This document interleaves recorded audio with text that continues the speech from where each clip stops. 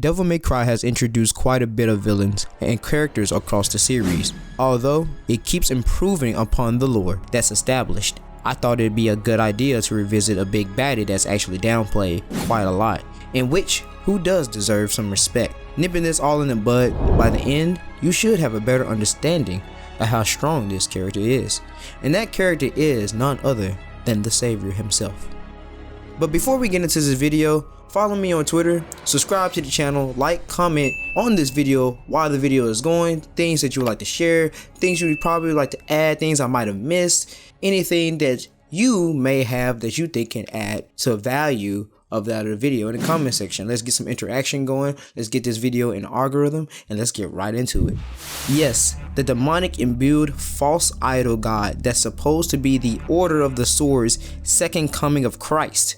The Savior actually boasts overwhelming destructive power to obliterate most demons and beings in the verse, believe it or not, thanks to his main source of power being that from the OP and overwhelming blood of Sparta. And of course, we all know how busted that demonic lineage is, basically kind of Mary Sue plot-induced blood lineage of demonic power. The truth is, the Savior actually acquired some divine power from the blood lineage, with Sanctus being able to draw out some of the Devil Sword Sparta's power by ascending and taking some of Nero's blood, absorbing him and Kyrie. It imbued the idol to reach a level and plane of godhood in the verse, which awakens that of the Savior. Not only that, Capcom did a good job in showing this false artificial demon god ger-get-chu-an as such. By giving it feathers and having azure jewels that's created by demonic and spiritual essence, all melded together for millennia, it also gained a halo in form of wings behind its back, which is in homage to the likes of Mundus, to that of even Sparta himself, Argisax, anyone that's basically kind of like a demon king in general. It's not like this wasn't the Order of the Sword's idealized version of what Sparta is anyhow, in thinking he's some sort of angelic god, instead of a demonic insect that is godly in swordsmanship, which is what basically Sparta was. He was a demon that looked like an insect, and he was very legendary in his swordsman skills across the entire demonic multiverse, reaching a status having his name known throughout the demonic multiverse as a legend. The Savior in of itself holds true. Wielding the power of light magic and having dimensions called heaven within him, he'd make the neutron star embodied demon of light, Beowulf, look like merest child's play, which Dante even said Beowulf actually boasts a lot of power, and he was actually a little bit of a nuisance even though he was irritating. Not only that, his ultimate attack, which is an attack that's more focused on potency and releasing as a concentrated destructive energy wave called Leviathan, the same beam that Majin Devil Trigger Dante uses in DMC2, which was his strongest attack, also similar to Nightmare and Nero Energy Wave attack in DMC5. It mounts down his targets with such for atomizing them from the universe. The Savior was even able to push Dante to break a sweat, which goes to say how much of a force the demonic statue really was. But that's to be expected, as Nero is one of the main catalysts that make the Savior what it is, which during this time it's even stated that Nero was stronger physically than Dante was. And we have to understand how strong Dante is at this point in time.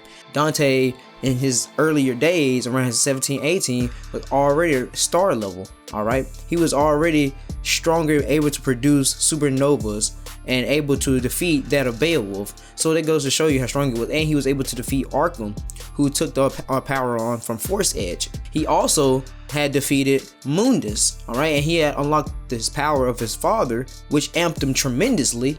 And he was able to defeat Mundus, alright? And he sealed Mundus away. We also have to realize as well, he defeated Shin, who was able to release 70% of Sparta's power, which is a ridiculous amount. And he was able to also defeat Argisax.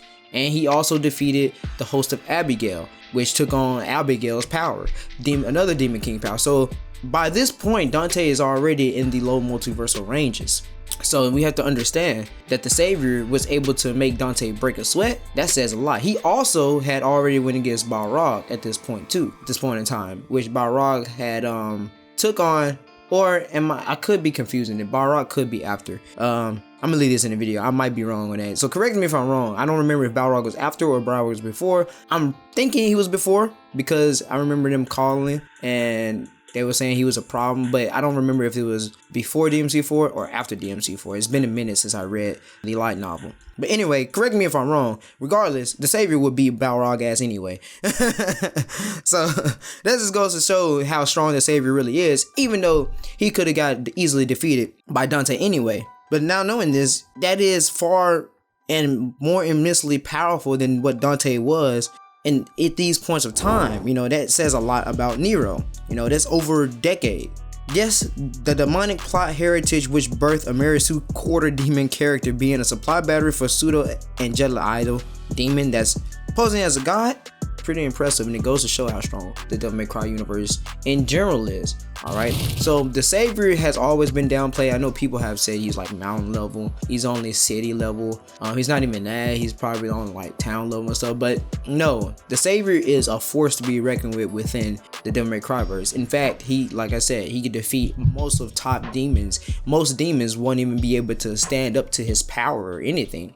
Alright, and he wields the power of light magic as well, which is one of the strongest magics that you can wield. It's basically, he's very nimble as well to be that huge. Alright, he's very agile. So it's not really many demons that's going to be able to come into contact and being able to vie for power against him if he was to go and wanted to rule over the demon world. Maybe someone like Virgil, if he, you know, when he releases yours and stuff, he'll just one shot. Okay, he just one shot, just flick him without even without even touching him. So it's not really anybody else. Like if he stood up to Mundus would probably be able to beat him. Maybe Argisax, maybe that would be more so something to look into versus battles and stuff, or comparison to others or whatnot. But the Savior is a threat. All right, that's the moral of the story. That's the overall viewpoint of this video. It's not that long because it's not really much to say about the Savior besides that Sanctus was able to draw out a lot of power from that of Sparta, and he also used Nero, which we know how Nero's blood works and his power works. He works like a Gohan.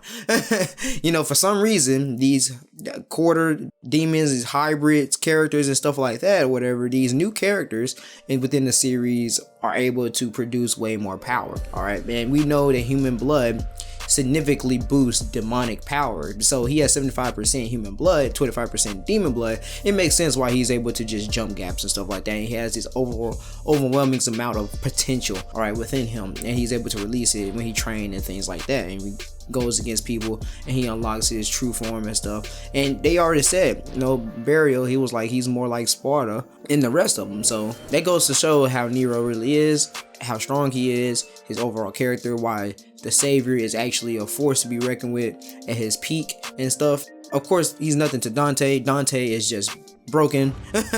He's just broken OP, you know, and we love him. We love that. We love that about this entire thing. Also, you have to understand too that Dante defeated Pluto at this time, and Pluto is ridiculous. If you don't know, from Devil May Cry Peak of Combat, Pluto is the original Demon King.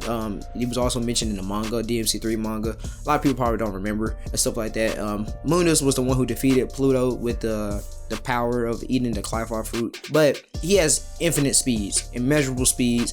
He's ridiculous. The Savior will scale to him. Savior scales to Mundus. Savior scales all of that. So we have to understand the levels that we're dealing with. The Savior is no joke. Back then, people probably downplayed him a lot, but now with more information and more lore, more things centered around, more structure now on the universe and how it works and stuff, the Savior ain't no joke. All right, he is a joke to Dante. He's a joke to Nero when he's awakened with the Yamato, you know, and releasing his side of his power. But the Savior is somebody to really watch out for, and let's just see people talk more about him and whatnot. They don't really like him like that, but it is what it is. Let me know your thoughts down below. Like, comment, share, subscribe, and I'll see you guys later. Peace.